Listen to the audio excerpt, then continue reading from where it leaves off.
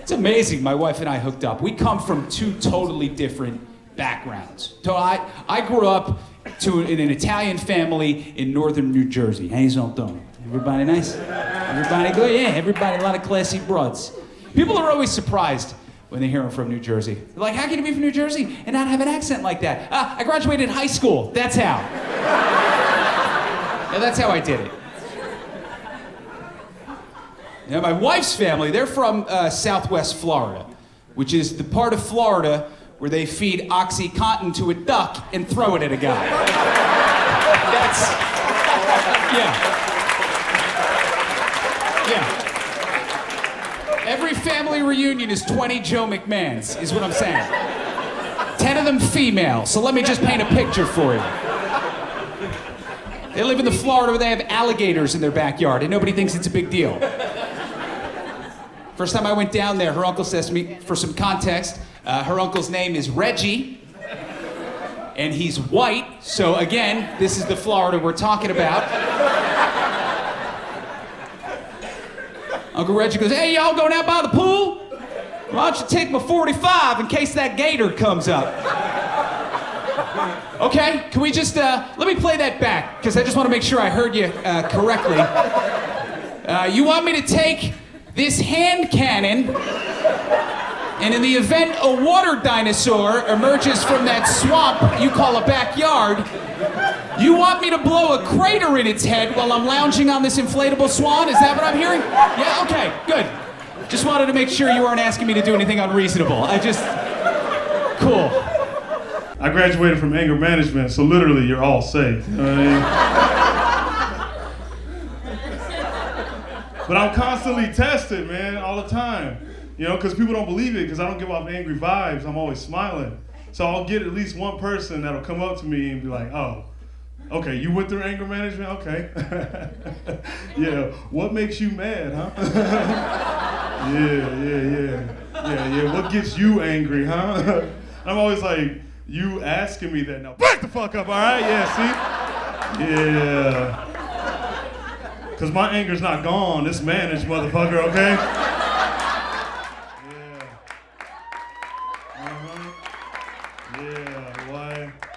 Watch yourself, okay? And I'm this big too, boy. You better stop. Man, yeah, I'm originally from Phoenix, man. It's cool being out here, man. Yeah, shut up. Phoenix ain't that tight.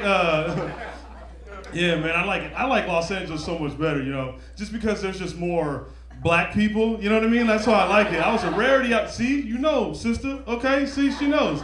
Man, I grew up around a lot of white people. And we were all poor, so I grew up around poor white people. They exist. And, you know, I felt bad for the ones I grew up with because these cats, man, they were poor and had no talent, you know what I mean? So they were just walking the earth, just existing. I'm like, damn. Y'all know how to shoot a basket, throw a ball, anything like that? They couldn't fucking do it. But let me tell you something. When that TV show Jackass came out, they floored, man. They were like, bruh, I tell you what, for real, they were like, okay, this is how we're making it out of the neighborhood. Fuck a basketball. We getting shopping carts, man. We getting mouse traps. We getting scorpions. And I'm like, man, y'all should get a bunch of books to read, you know what I mean? Like, these shopping carts fucking y'all up, man, you know? I know I'm getting too fat because waitresses keep on giving me sides of ranch I don't ask for. This is a bagel, you bitch. Doesn't even fucking make sense. But okay, you know. I'm fine.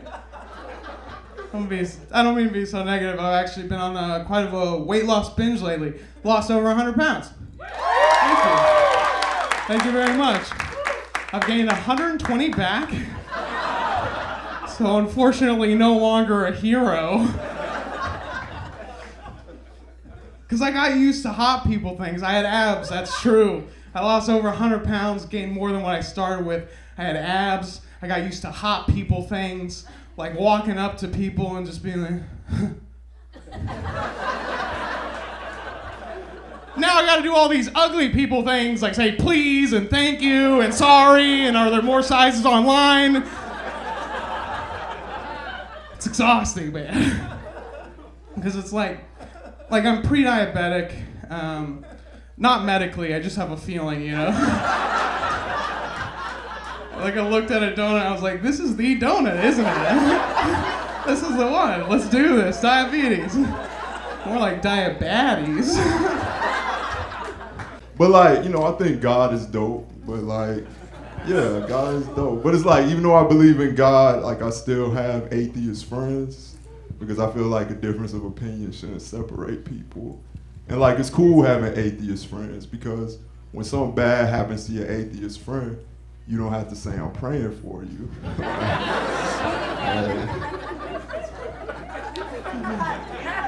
All you have to say is, it be like that sometimes.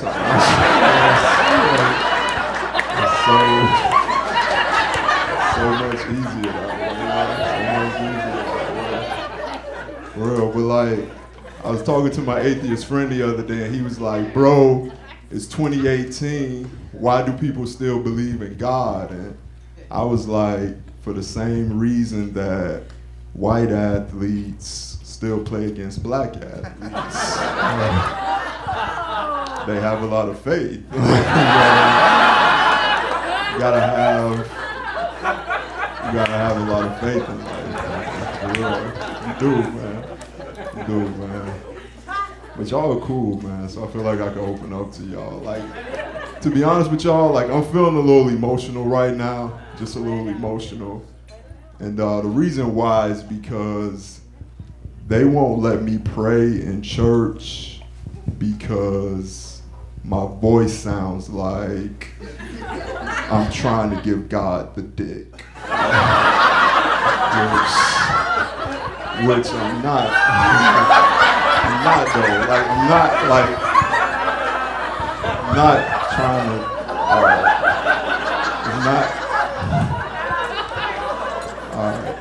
it's like, I'm not trying to do that, like, because we not married, so like, that would be so disrespectful. Like, that would be so disrespectful. I recently joined Tinder, and I got a message from a guy that said, DTF slut!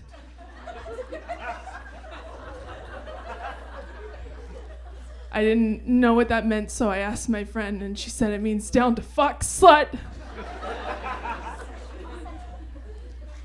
He likes me.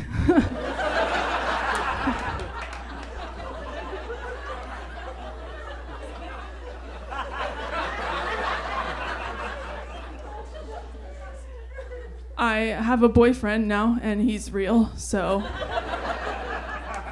that's not the joke. I went into it, things are going really well with us. I even went into a doctor's appointment the other day just so I could finally answer yes to, are you sexually active?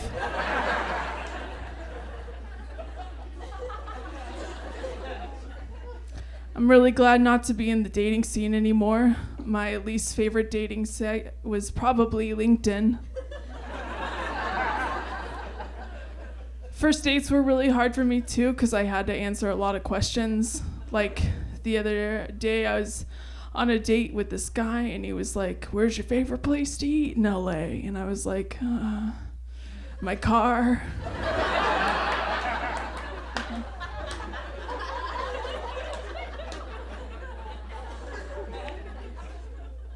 I went in for a job interview the other day, and the potential employer asked me what my biggest weakness was. And I started talking about how I have a hard time reading situations.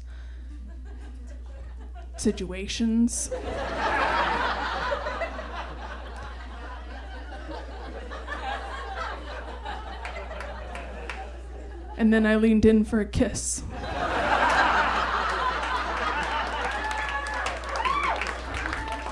Could not be more different. Every guy in my family is straight out of a Scorsese movie. Every guy in her family is straight out of a Toby Keith video. They're just men. You know what I mean? They're just men, like they know how to do stuff, you know? I don't know how to do anything.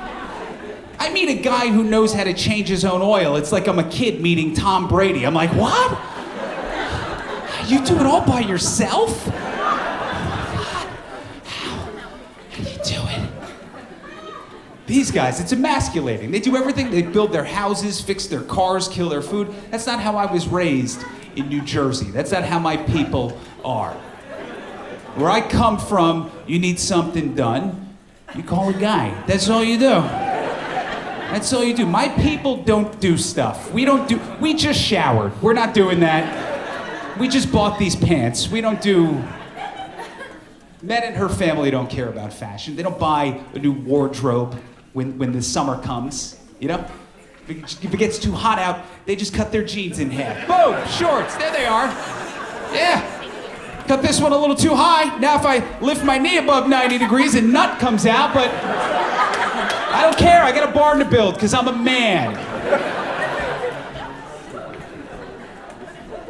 I don't understand. My wife, these are the men she grew up with. Like, how does she go from that to a guy who exfoliates? I don't understand how that happened. Every now and again, I'm like, I just gotta ask you.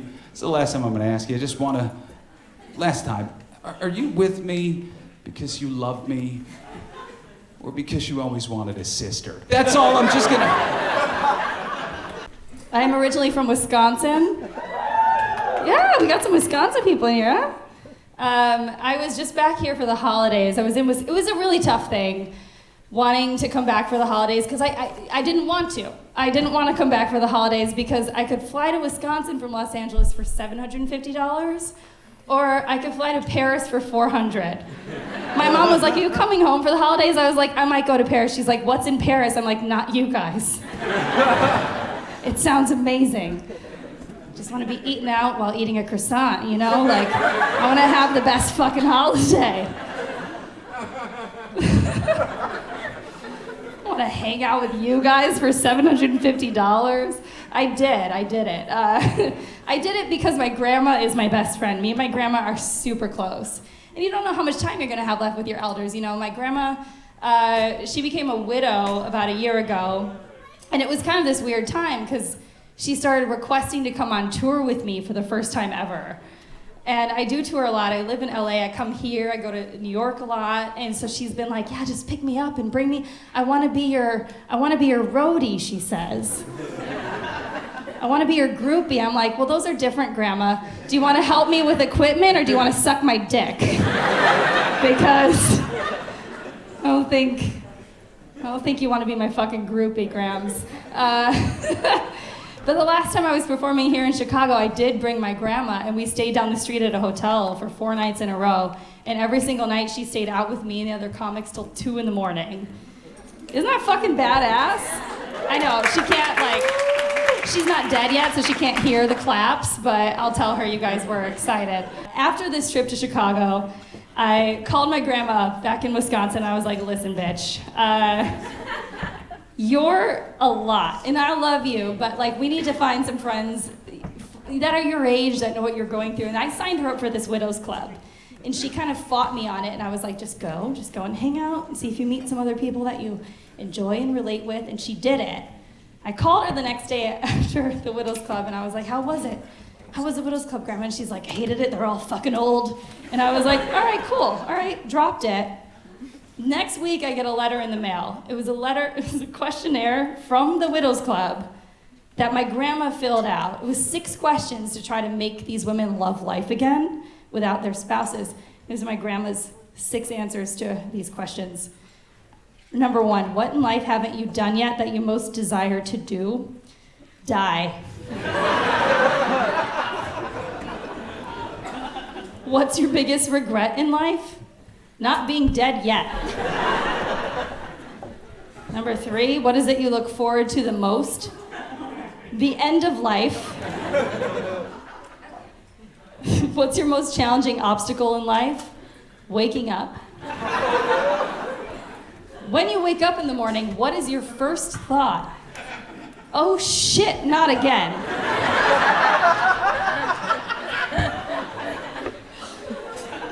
And finally, this has got to be my favorite. What's number 1 on your bucket list? Any guesses? Die, right? Most people think die. Number 1 on your bucket list, see Italy. I'm like, really, bitch? The only thing that makes you happy is the most expensive fucking place? You know how hard it is to save up for Italy? So when I got this letter in the mail, I started saving for Italy. And I did surprise my grandmother at Christmas with a trip to Italy. Thank you. The whole time I was saving up for it, I was like, this bitch better not die before I save the money. What if she dies when I surprise her? What if we get to Italy and then she suddenly dies? Like, there's so many things that go through your head when you're surprising an elderly person. I surprised her with this gift in Wisconsin over the holidays, and I kid you not, she opens the box, and I have this voucher for Italy, and I was like, Grandma, we're going to Italy, and she goes, how long is that flight? I was like, it's about 14 hours, and she goes, oh. I swear to you, I wanted to kill her. I was like, I'll make your wishes come true, Grandma. I hurt my foot a few months back, and I used to work out a lot, and I have been able to, and I've gained a lot of weight, and it sucks. But it's fun as hell to be fat. Like on the way down, like you're just fucking eating. Like, this is not that bad. This is not that bad. Until about a week ago, you know how like you get so fat that the elastic on your underwear flips down? It's like, we don't want to fucking be on this body anymore. You are not a medium. And then it just keeps flipping when you're walking. So you start walking like this, your fucking underwear's almost off. Your friend's like, what's wrong? I'm like, nothing, dude. It's none of your fucking business.